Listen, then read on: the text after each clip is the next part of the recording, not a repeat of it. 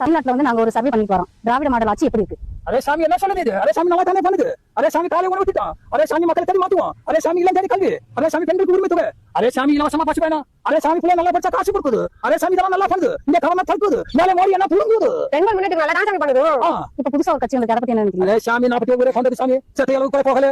Array சாமி டிமுக தோண்டி 75, array சாமி டிவிக்கு இப்ப வந்து அணி கொஞ்சம் இப்ப எஸ்ஆர் பத்தி என்ன நினைக்கிறீங்க? அரே சாமி நல்ல ஓட்ட தூக்கி விட்டு கல்ல ஓட்ட சேர்த்து பிகால ஜெயிச்சது இந்த தமிழ்நாட்டுல இப்ப வர பாக்குது.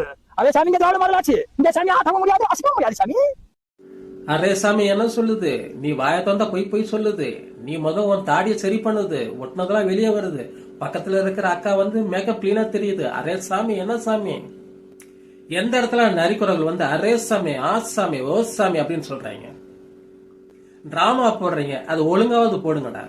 நரிக்குறவர்கள் சொல்றவங்க மூத்த குடிகள், சரியா? அவங்க டிரைபல்ஸ் சொல்லிட்டு எல்லாம் பண்ணல, அவங்க தான் நம்மளோட மூத்த குடிகள். அவங்கள வச்சு நீங்க வியாபாரம் பண்ணல, அவங்களோட பேரை வச்சு வியாபாரம் பண்ணிட்டு இருக்கீங்களே, என்னத்தடா சொல்றது?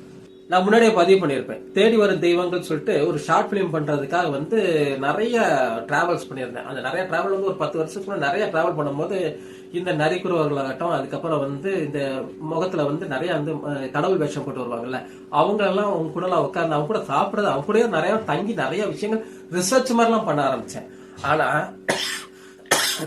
ஆனா அவங்க இந்த மாதிரி கேவலமா ஓ சாமியோ அப்படின்லாம் பேச மாட்டாங்கடா. பழைய படத்துல ஓ சாமியோ, ஓ ஊசியோ, ஓ பாசியோ அப்படின்னு பேசுனதை வச்சுட்டு இனி ஓ சாமியோ அப்படின்னு சொல்லிட்டு நீ யாரை கேவலப்படுத்திட்டு நிக்கிறீங்க? நரிக்குறவர்கள் சொன்னா கேவலமானவங்க.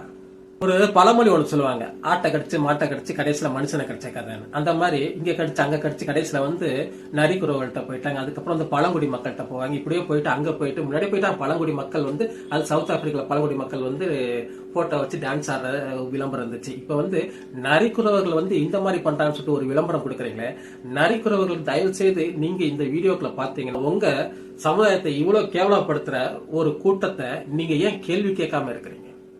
அப்புறம் கடைசியா ஒண்ணு சொல்லிக்கிறேன், என்னன்னா உங்க காலில் கூட விழுகிறேன்டா, தயவு செய்து திட்டங்களையோ எதையோ ஒரு விஷயத்துக்குள்ள போங்க. இந்த மாதிரி விளம்பரங்கள் வேண்டாம். உங்க காலில் விழுக்கணும் சொல்லுங்க, ஒவ்வொருத்தன் காலில் கூட வந்து விழுகிறேன்.